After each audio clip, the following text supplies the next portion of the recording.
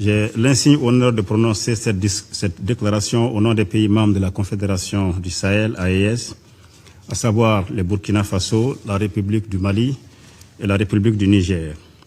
J'adresse nos chaleureuses félicitations à la présidence chinoise du Conseil de sécurité pour l'organisation de cette réunion publique consacrée à la protection des civils dans les situations de conflits armés. Cette thématique est d'une actualité brûlante pour les 3 pays membres de la Confédération AES qui luttent depuis plus d'une dizaine d'années contre le terrorisme, l'extrémisme violent et d'autres formes de criminalité transnationale organisée soutenues par des sponsors étatiques étrangers. Les terroristes et les sponsors étrangers sont responsables principalement de la mort de milliers de nos populations, y compris des femmes et des enfants.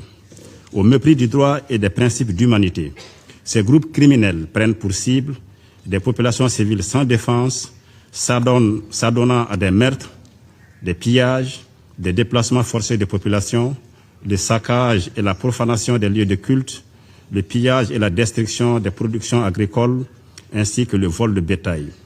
Ils sont également auteurs de la destruction des infrastructures civiles, notamment les écoles, les centres de santé, les équipements d'eau et d'énergie. Ils s'attaquent également aux activités économiques et aux voies d'approvisionnement dans nos pays.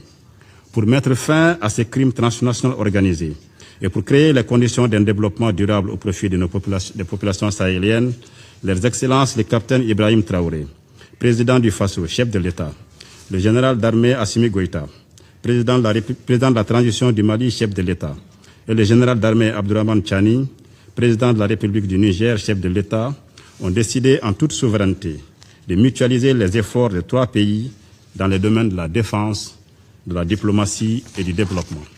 Ainsi, sous leur leadership, les forces combattantes des États membres de la Confédération, ainsi que sa force unifiée, restent engagées, de jour comme de nuit, pour assurer la protection des enfants, des femmes et des personnes âgées, victimes civiles des exactions barbares et criminelles de ces terroristes et de leurs sponsors étatiques étrangers. Avec honneur et professionnalisme, ces hommes et ces femmes se battent au prix de leur vie pour garantir à toutes les populations sans distinction aucune la jouissance de leurs droits humains élémentaires, notamment le droit à la vie. Je rends ici un vibrant hommage à nos forces confédérales pour leur engagement et leur sacrifice. Dans un tel contexte, la Confédération AES condamne fermement tous les narratifs mensongers conçus par certains organes de presse des pays impérialistes devenus des relais de la propagande terroriste et qui s'attellent à jeter le discrédit sur l'intégrité, le professionnalisme et la rigueur des soldats du Sahel. Ces médias mensonges se taisent tout curieusement sur les succès quotidiens que remportent nos forces de défense et de sécurité contre ces forces du mal.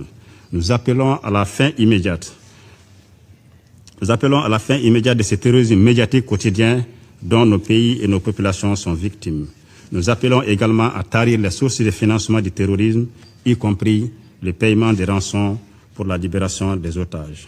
La Confédération AES dénonce à nouveau l'agenda subversif de certains États membres d'Organisation des Nations Unies, dont l'objectif ultime est d'imposer à nouveau leur hégémonie dans nos pays. La Confédération AES accorde une attention particulière aux victimes du terrorisme, civils ou militaires. Chacun de ces États membres dispose de stratégies et de programmes visant à aider les populations affectées, y compris les réfugiés et les déplacés internes.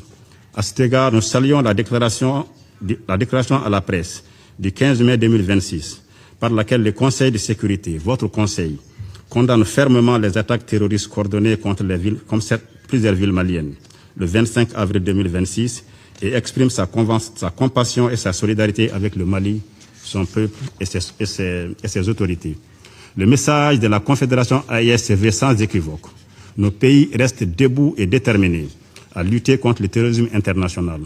Nous restons engagés pour la protection de nos populations civiles en toutes circonstances et dans le respect de nos engagements internationaux, en particulier dans le domaine des droits de l'homme et des droits internationaux humanitaires. Je termine en rendant un hommage appuyé à toutes les victimes du terrorisme, sahéliennes comme étrangères, civiles comme militaires, avec une pensée particulière pour les victimes des événements du 25 avril 2026 au Mali. Je salue la résilience admirable des populations sahéliennes face à la situation difficile que nos pays traversent. Enfin, je réaffirme la détermination des États membres de la Confédération AES à lutter contre le terrorisme et l'extrémisme violent dans notre espace commun. Je vous remercie. 感谢马里代表的发言。